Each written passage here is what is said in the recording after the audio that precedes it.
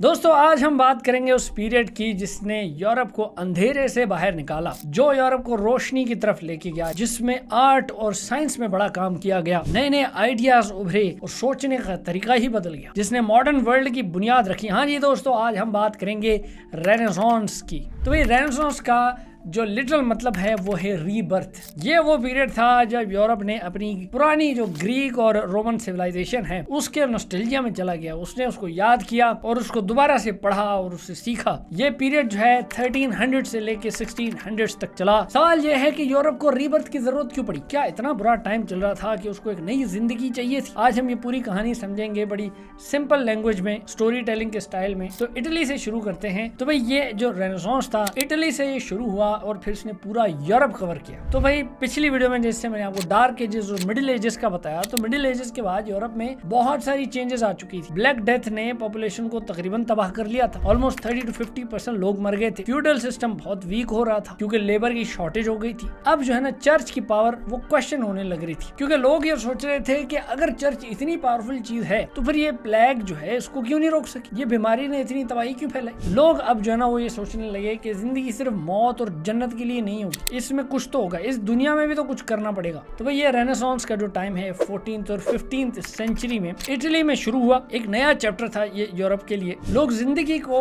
जो है ना अब एक नए नजरिए से देखने लगे। मौत को इतना करीब देखने के बाद जो है ना वहाँ के लोग वो ये सोचने लगे कि जिंदगी को अप्रिशिएट करना ज्यादा जरूरी है। इसी वजह से एक नई आइडियोलॉजी ने जन्म लिया जिसका नाम था ह्यूमनिज्म। ये रेनेसांस का सबसे इम्पोर्टेंट हिस्सा है। इस दौर में ह्यूमनिज्म नाम का एक नया कॉन्सेप्ट, एक नई सोच पैदा हुई है। पहले मिडिल एजेस में जैसे लोगों का जो फोकस था वो पूरा गॉड पे था, दीन पे था, रिलीजन पे था और चर्च पे था। उनका ये कहना था कि जिंदगी सिर्फ जन्नत के लिए होती है। इंसान गुनाह में पैदा हुआ है, पाप में पैदा हुआ है और सफर करना उसकी जिंदगी का नसीब है। इंसान को अपनी मर्जी से जिंदगी डिजाइन नहीं करनी चाहिए, बस चर्च और गॉड के जो रूल्स हैं उन्हीं को फॉलो करना चाहिए। दुनिया को सिर्फ एक टेम्परेरी और अनइम्पोर्टेंट जगह समझना चाहिए और ऐसे ही जिंदगी जीनी चाहिए। लेकिन ये जो ह्यूमनिस्ट थे इन्होंने ये सोच बदल डाली। उन्होंने कहा इंसान जो है पूरा फोकस इस पे लेके आती, इसको यूनिवर्स का सेंटर बनाना चाहिए। उसकी जो पोटेंशियल है, उसकी जो क्रिएटिविटी है, उसकी सोच, उसके इमोशंस, उसकी जो एबिलिटीज हैं उनको पहचानना बड़ा जरूरी है और इंसान को पनपना चाहिए, ये बहुत जरूरी है। गॉड ने इंसान को दिमाग दिया है ना, उसी गॉड ने इंसान को क्रिएटिविटी दी है, उसी गॉड ने इंसान को फ्री विल दी है। इन चीजों का इस्तेमाल करके हम इसी दुनिया में भी कुछ बेहतर कर सकते हैं कि नहीं कर सकते। यानी अपनी जिंदगी हमें खुद डिजाइन करनी चाहिए। इसका मतलब ये नहीं था कि उन्होंने गॉड को कम्प्लीटली रिजेक्ट कर दिया, नहीं, बल्कि वो ये कहते थे कि दुनिया में भी जीना और कुछ अचीव करना बहुत जरूरी है। सोचने की बात यह है कि इटली ही क्यों बना सेंटर ऑफ रेनेसांस। ये मूवमेंट सबसे पहले इटली में शुरू हुई क्योंकि यहाँ पर पुराने ग्रीक और रोमन बिल्डिंग्स थी, स्टैचूज थे, टेम्पल्स थी और किताबें भी मौजूद थी। इटली के और भी जो अमीर शहर हैं जैसे फ्लोरेंस, वेनिस और रोम, यहाँ पे बहुत अमीर खानदान थे। उन्होंने जो उस दौर के आर्टिस्ट थे, जो स्कॉलर्स थे, उनको बड़ा सपोर्ट किया। सबसे इम्पोर्टेंट शहर तो था फ्लोरेंस। छोटा सा ये शहर था जो बैंकिंग की वजह से, ट्रेड करने की वजह से बड़ा अमीर हो गया था। यहाँ एक फैमिली थी मेडिची फैमिली, यूरोप की सबसे पावरफुल बैंकर्स की फैमिली थी। तो मेडिची जो फैमिली थी उन्होंने आर्टिस्ट को, साइंटिस्ट को, थिंकर्स को बड़े पैसे दिए, उनको प्रोटेक्शन भी दी। इस वजह से जो फ्लोरेंस है वो रेनेसांस का कैपिटल बन गया। लोग ये कहते थे कि फ्लोरेंस में हर तरफ आर्ट ही आर्ट है। तो जो ह्यूमनिस्ट हैं उन्होंने पुरानी जो ग्रीक और रोमन किताबें थी उनको फिर निकाला, उनको पढ़ना शुरू किया। उन्होंने कहा कि ये पुराने लोग जो थे, जैसे जो फिलोसफी सिखा के गए, आर्ट, साइंस, गवर्नमेंट के पूरे स्ट्रक्चर बता के गए, आर्किटेक्चर में बहुत कुछ जिन्होंने अचीव किया था, इनको पढ़ना चाहिए, हम भी कर सकते हैं दोबारा। इसलिए उन्होंने प्लेटो, एरिस्टोटल, सिसरो, वर्जिल, इस तरह के राइटर्स को दोबारा स्टडी किया। सदियां गुजर गई थी, ये लोग उनको भूल चुके थे। सबसे फेमस जो ह्यूमनिस्ट था वो तो था पेट्रार्क। उसने कहा कि भाई हमें अपनी जिंदगी खुद डिजाइन करनी चाहिए, हम सिर्फ मौत का इंतजार नहीं कर सकते। उसने पोएट्री, हिस्ट्री और फिलोसफी पर बड़ा काम किया। दूसरा बड़ा इंपॉर्टेंट नाम था इरास्मुस। उसने क्या किया कि बाइबल को, जो ओरिजिनल ग्रीक है, हिब्रू है, उसने कहा कि बाइबल को उसमें पढ़ने की कोशिश करनी चाहिए। चर्च की करप्शन पर भी उसने काफी बात की, क्योंकि बाइबल पहले थी लैटिन में और आम लोग तो पढ़ नहीं सकते थे। कोई आम बंदा पढ़ना भी चाहे तो जो चर्च था वो कहता था नहीं, ये तुम्हारी औकात से बाहर की बात है, हम तुम्हें बताएंगे कैसे होगा। तो इस तरह के जो थिंकर्स थे ना, इन्होंने पूरी चेन ही तोड़ दी। तो इरास्मुस ने कहा कि नहीं भाई, हमने बाइबल खुद पढ़नी है और ग्रीक और हिब्रू में पढ़नी है। तो ये जो ह्यूमनिज्म है इसने लोगों को सिखाया कि हम सिर्फ फॉलोअर्स नहीं है बल्कि क्रिएटर्स भी। इस तरीके के असर से आर्ट में में बहुत तब्दीलियां आई। लियोनार्डो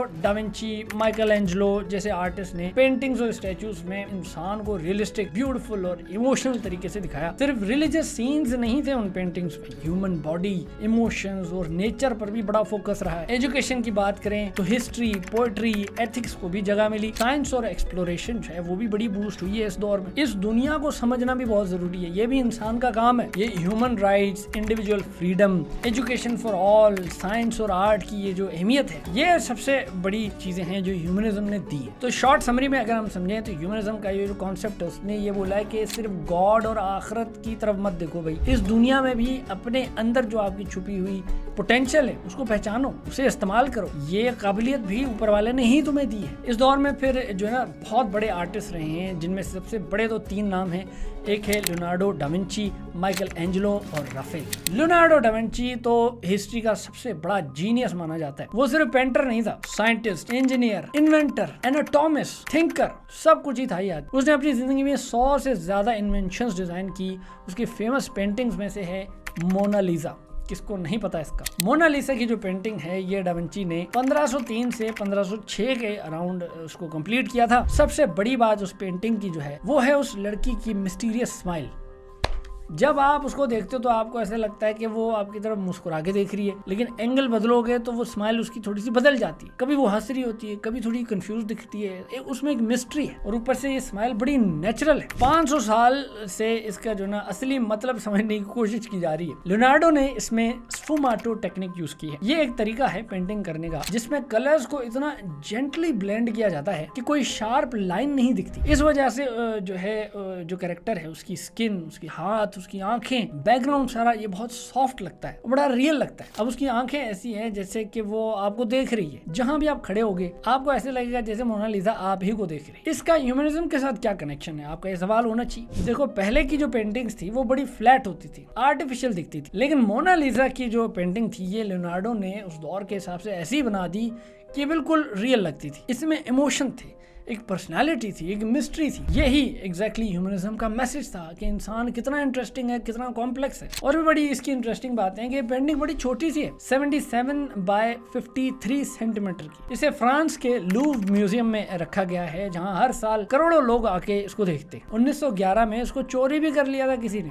उसके बाद तो ये और मशहूर हो गई। फिर एक और बड़ी मशहूर पेंटिंग है डा विंची की, द लास्ट सपर। ये डा विंची की एक बड़ी जबरदस्त पेंटिंग है जो 1495 से लेकर 1498 के दरमियान उसने बनाई। ये मिलान के सेंटा मरिया डेल ग्रेजी चर्च के डाइनिंग हॉल की वॉल पर बनी हुई है। पेंटिंग में दिखाया गया कि जीसस जो है अपने 12 डिसाइपल्स के साथ आखिरी खाना खा रहे, लास्ट सपर कर रहे, और वो उन्हें बता रहे हैं कि उनमें से एक ऐसा होगा डिसाइपल जो उन्हें बिट्रे करेगा, उन्हें धोखा देगा। अब इस पेंटिंग में जीसस को सिर्फ एक डिवाइन फिगर की तरह नहीं दिखाया गया, बल्कि एक इमोशनल इंसान की तरह दिखाया गया जो अपने दोस्तों के साथ आखिरी पल गुजार रहा है। डिसाइपल्स भी बड़े नॉर्मल इंसान ही है, किसी में डर दिखाया गया, किसी में कंफ्यूजन, किसी में लॉयल्टी है। ये पेंटिंग ये दिखाती है कि ये जो रिलीजियस स्टोरीज हैं इनके अंदर भी इंसानी एंगल जरूरी है, वो होता है, इनको ह्यूमन एंगल से ही देखना चाहिए। अगेन ह्यूमनिज्म का यही तो मैसेज था। अच्छे लियोनार्डो ऐसे नहीं कि सिर्फ पेंटिंग्स बनाता था भाई, ह्यूमन बॉडी को लेके जो उसने डिटेल स्टडी की थी, एनाटॉमी को लेके, डेड बॉडीज को डायसेक्ट करता था, उनके मसल्स को स्टडी कर रहा, उनके बोन्स को स्टडी कर रहा है, समझ रहा है। उसके अलावा flying machines, tanks, bridges, canals के भी डिजाइन बनाए इसने, वाटर फ्लो, ऑप्टिक्स, लाइट पर एक्सपेरिमेंट किए भाई इसने, इवन म्यूजिकल इंस्ट्रूमेंट भी डिजाइन किए। वो ये कहता था कि आर्ट और साइंस अलग चीजें नहीं है, दोनों इंसान की क्रिएटिविटी और ऑब्जर्वेशन पर ही डिपेंड करती हैं। आज भी जब हम रेनेसांस मैन की बात करते हैं ना तो डा विंची का नाम जरूर आता है। दूसरा महान जीनियस जो है वो था माइकल एंजेलो। ये जो जीनियस था उसने स्कल्पचर्स और पेंटिंग दोनों में मास्टरपीसेस बनाए। कहते हैं बड़ा प्राउड था, बड़ा डिफिकल्ट इंसान था, लेकिन उसका जो टैलेंट है वो बड़ा अनमेश था। उसके फेमस कामों में है सबसे पहला डेविड। ये माइकल एंजेलो की सबसे फेमस स्कल्पचर्स में से एक है। 5.17 मीटर, लगभग 17 फीट का मार्बल का बना हुआ बड़ा ऊंचा ये स्टैचू है। ये पूरे एक सिंगल मार्बल के ब्लॉक से बनाया गया है। बाय द वे ये जो डेविड है ये बाइबल की स्टोरी वाला ही डेविड है। सबसे जो फैसिनेटिंग बात है असल में डेविड की वो ये है कि माइकल एंजेलो ने इसमें जो डिटेल डाली है वो बड़ी कमाल है। उसके मसल्स, उसकी वेन्स, उसका पोस्चर, उसके एक्सप्रेशंस बड़े ही रियलिस्टिक है। ऐसे लगता है जैसे एक जिंदा इंसान ही खड़ा हुआ है। डेविड का चेहरा बड़ा कॉन्फिडेंट है, थॉटफुल है, बॉडी बड़ी रिलैक्स्ड है, लेकिन एक पावरफुल कैरेक्टर भी दिखता है वो। अब पहले जो ऐसे रिलीजियस स्टैचूज बनते थे वो बड़े सीधे सीधे से बनते थे। माइकल एंजेलो ने उनमें एक इंसान की फिजिकल जो ब्यूटी होती वो डाल दी। ये जो स्टैचू है ये फ्लोरेंस में अभी भी खड़ा हुआ है, रेनेसांस के गोल्डन एज का सिंबल है। दूसरा मास्टरपीस जो माइकल एंजेलो ने बनाया वो था पियता। उसमें जो वर्जन मैरी है वो अपने बेटे जीसस की डेड बॉडी को गोद में उठाए हुए हैं। ये जो मंजर है ये जीसस की क्रूसिफिक्शन के बाद का है। इसमें भी जो है ना जो डिटेलिंग है वो बड़ी कमाल है। हर एक मसल, हर एक रिंकल माइकल एंजेलो ने बड़ी परफेक्शन से बनाया है। फिर उसमें जो ह्यूमन इमोशन डाला है, जो गहराई डाली है, तो ये सिर्फ रिलीजियस स्टैचू नहीं है बल्कि एक माँ का दुख है इसमें। अब यहाँ पे भी जो फोकस है वो इंसान की फीलिंग पर है, जो रियल ह्यूमन इमोशन है उस पर है। माइकल एंजेलो ये कहते थे कि मैं सिर्फ मार्बल में छुपे हुए फिगर्स को निकालता हूँ, वो उसमें पहले ही होते, मैं सिर्फ उनको तराशता हूँ, निकाल लेता हूँ। उसका स्टाइल बड़ा पावरफुल, इमोशनल था। तीसरा जो जीनियस था रेनेसांस का वो था राफेल। ये मतलब समझ लो इनके शाहरुख खान, सलमान खान, आमिर खान थे। ये तीनों में सबसे छोटा था आमिर खान था, लेकिन उसका जो नेचुरल टैलेंट था वो बहुत जबरदस्त था। जब वो 37 ईयर्स का था, इतनी उम्र में उसने इतने काम किए कि उसको परफेक्ट आर्टिस्ट कहा जाता था। राफेल की जो पेंटिंग्स थी उसमें ब्यूटी थी, बैलेंस था, हार्मनी थी, उसकी लाइंस बहुत सॉफ्ट होती थी, कलर्स बड़े पीसफुल होते थे, कॉम्पोजिशन बिल्कुल बैलेंस्ड होती थी। लोग कहते थे कि इसमें लियोनार्डो की इंटेलिजेंस है और माइकल एंजेलो की पावर है। उसके फेमस वर्क्स भी देख लेते हैं। एक है स्कूल ऑफ एथेंस, ये राफेल की सबसे फेमस पेंटिंग है। रेनेसांस प्लस ह्यूमनिज्म का परफेक्ट एग्जांपल मानी जाती है। ये वेटिकन के कमरे की एक वॉल पर बनी हुई है। इस पेंटिंग में एंशिएंट जो ग्रीक फिलोसोफर्स थे उनको एक ही बड़े हॉल में दिखाया गया है। सेंटर में प्लेटो है जो ऊपर की तरफ इशारा कर रहा है, फिर एरिस्टोटल भी है, सोक्रेटिस है, पाइथागोरस है और दूसरे बहुत सारे थिंकर्स हैं। ये पेंटिंग सिर्फ खूबसूरत नहीं है बल्कि ह्यूमनिज्म का एक मैसेज है कि भाई ये जो पुराने ग्रीक रोमन थिंकर्स थे ये बड़े इंपॉर्टेंट हैं। तो ये जो पेंटिंग है उनको सेलिब्रेट करती है, क्योंकि ये जो मतलब काले दौर से निकले तो उन्हीं की वजह से निकले। अच्छा भाई, अब ये रेनेसांस में ऐसा नहीं कि सिर्फ आर्ट ही हो रहा था, जी नहीं, साइंस और इन्वेंशंस भी हो रही थी। लोगों ने नई नई चीजें डिस्कवर करना शुरू किया, एक्सपेरिमेंट करना शुरू किया, पुरानी जो गलत बातें थी, जो गलत कॉन्सेप्ट्स थे, उनको चैलेंज करना शुरू किया। जिसमें पहला महान शख्स आता है निकोलस कोपरनिकस। उसने तो सब कुछ ही बदल दिया ना भाई। मिडिल एजेस में सब लोग ये मानते थे कि अर्थ जो है वो पूरे यूनिवर्स का सेंटर है, इसको जियो सेंट्रिक थ्योरी कहते थे। ये आइडिया एरिस्टोटल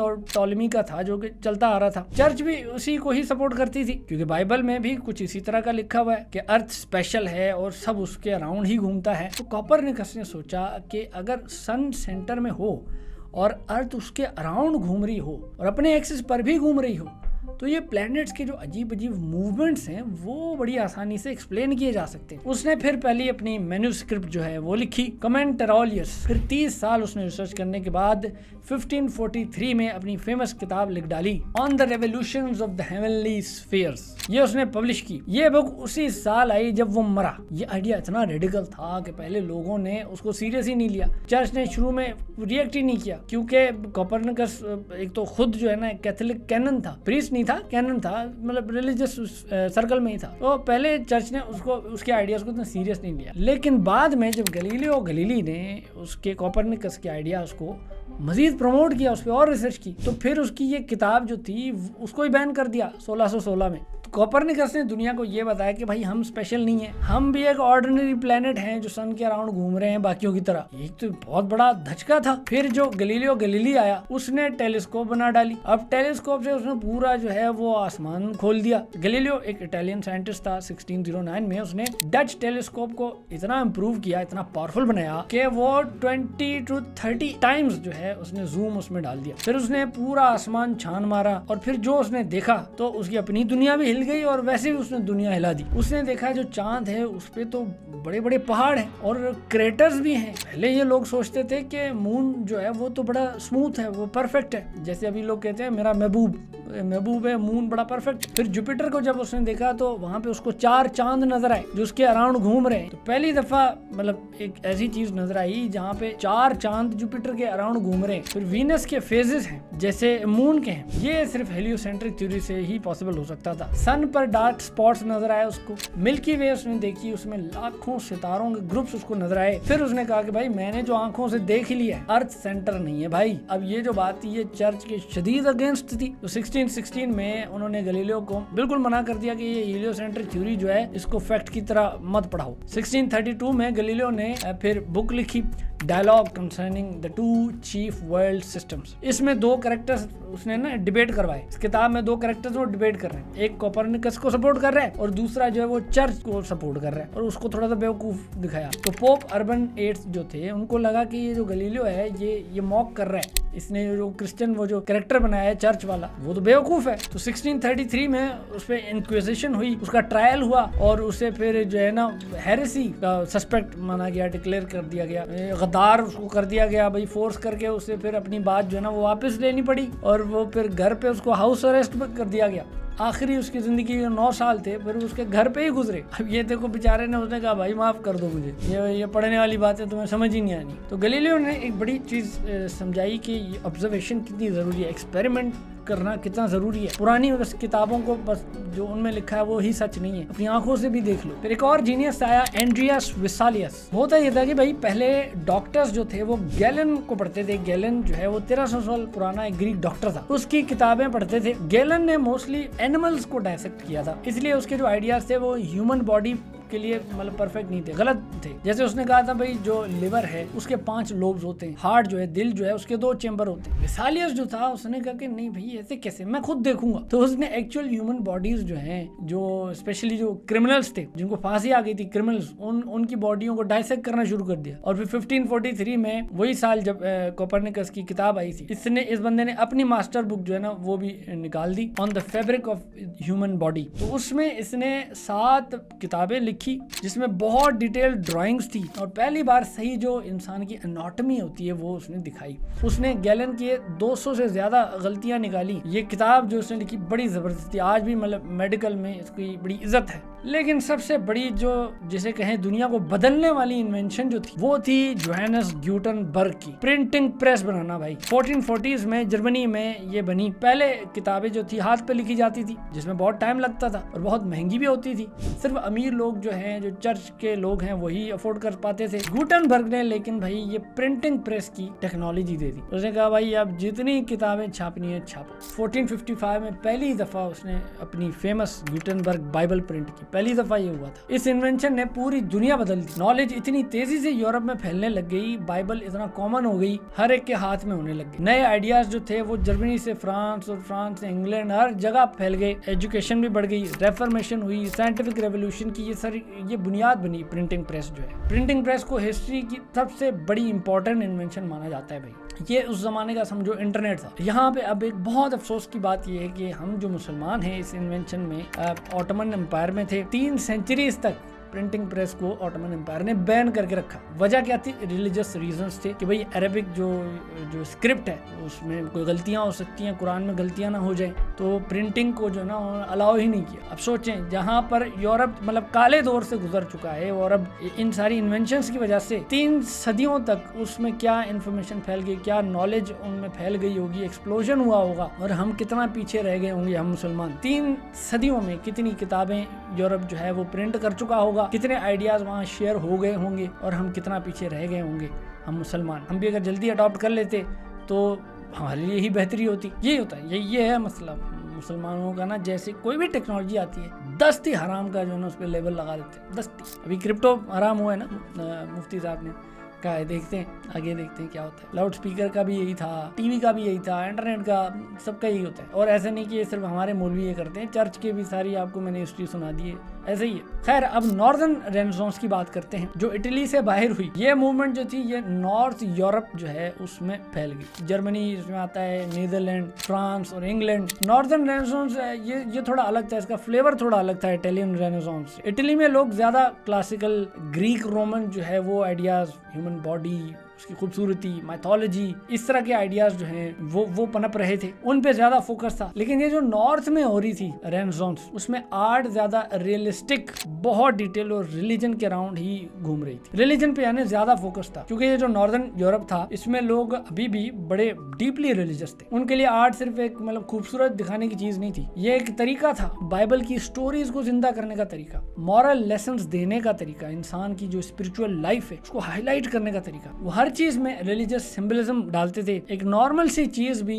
पेंटिंग में बाइबल से रिलेटेड होती थी, किसी न किसी तरह उसका लिंक होता था। मिसाल के तौर पर एक आर्टिस्ट था जेन्युइन आइक, उसने जो ऑयल पेंटिंग्स बनाई, उसकी जो टेक्निक थी वो बड़ी जबरदस्त थी। उसके जो कलर थे बहुत रिच थे, डिटेल बहुत शार्प थी। नॉर्थ के जो ये आर्टिस्ट थे ये बड़ी माइक्रोस्कोपिक डिटेल्स डालते थे ताकि देखने वाला जो है ना वो सोचता रहे कि ये चीज का क्या है, स्पिरिचुअल इसकी क्या मीनिंग है। ये जो आर्टिस्ट थे ये अपनी पेंटिंग्स में हेवन, हेल, सिंस, वर्चूज, इन चीजों को बड़े ड्रामेटिक तरीके से जो है ना दिखाते थे। तो ये जो ह्यूमनिज्म था ये नॉर्दर्न वर्जन जो था उसमें अलग था। नॉर्दर्न ह्यूमनिज्म को क्रिश्चियन ह्यूमनिज्म कहते हैं। अब उनमें एक बहुत बड़ा नाम था डेसिडेरियस इरास्मुस, एक बड़ा स्कॉलर था जो लैटिन और ग्रीक में बड़ा माहिर था। उसने बाइबल की नई और बेहतर जो ट्रांसलेशन है वो की, इसलिए की ताकि आम लोग पढ़ सकें उसको। चर्च की करप्शन पे भी उसने लिखा, फेक रेलिक्स पे, ये जो ब्लाइंड रिचुअल्स होती हैं, प्रीस्ट के गलत कामों पर उसने लिखा। अब एक जो इम्पोर्टेंट बात है वो ये है कि वो चर्च को तोड़ना नहीं चाहता था, वो चर्च को अंदर से सुधारना चाहता था। क्योंकि इरास्मुस का ये आइडिया था कि वापस बाइबल की असली टीचिंग्स जो है उनकी तरफ चलना चाहिए, ये सुपरस्टिशंस को छोड़ देना चाहिए। उसने जो किताबें लिखी हैं जैसे इन प्रेज ऑफ फॉली, उनमें चर्च के लीडर्स का मजाक उड़ाया उसने। तो ये जो आइडियाज थे ये नॉर्दर्न रेनेसांस में बड़े तेजी से फैले, क्योंकि प्रिंटिंग प्रेस बड़ी कॉमन हो चुकी थी तो उसका इम्पैक्ट जो है वो बड़ा हैवी रहा। अब ये क्योंकि रिलीजियस फोकस ही नॉर्दर्न रेनेसांस था तो इसी की वजह से ही रेफर्मेशन हुई। अब ये रेफर्मेशन जो है वो हम अगले एपिसोड में देखेंगे कि ये प्रोटेस्टेंट रेफर्मेशन क्या है। अगर क्विक सा बताऊं कि क्रिश्चियनिटी में फिरकावारियत हो गई, सबसे बड़ा स्प्लिट आ गया क्रिश्चियनिटी के अंदर, जिसकी वजह से यूरोप हमेशा के लिए बदल गया। लेकिन ये हम अगले एपिसोड में समझेंगे। तो अगर इसको क्विक रिवाइंड करें तो लोग जो है ब्लैक डेथ जैसी बीमारी से निकल के आए थे, वो थक गए थे चर्च के जो है झूठे वादों से। चर्च उनको कहती थी पैसे दो तो हम तुम्हारे गुनाह माफ करा देंगे। तो एक बागी नेचर जो है वो पैदा होगी जिसमें आर्ट ने बड़ा साथ दिया। अब आर्ट की वजह से लोगों ने सोचना डिफरेंट तरीके से शुरू किया, फिर साइंस भी डेवलप हुई। फर्क ये हुआ कि जो ऊपर वाला एरिया था यूरोप का, नॉर्दर्न यूरोप जो है, उसमें जो चेंजेस आए वो रिलीजन से रिलेटेड ही थे, जिसकी वजह से यानी वो जो रेनेसांस आया नॉर्थ में जो रिलीजन पे फोकस था उसकी वजह से फिर क्रिश्चियनिटी के दो टुकड़े हुए, मतलब फिर के उसमें बन गए, जिसको हम नेक्स्ट में स्टडी करेंगे। चले भाई अब मैं निकलता हूँ, मिलते हैं आपसे अगली वीडियो में। तब तक के लिए मुझे दें इजाजत, मैं चला गुड।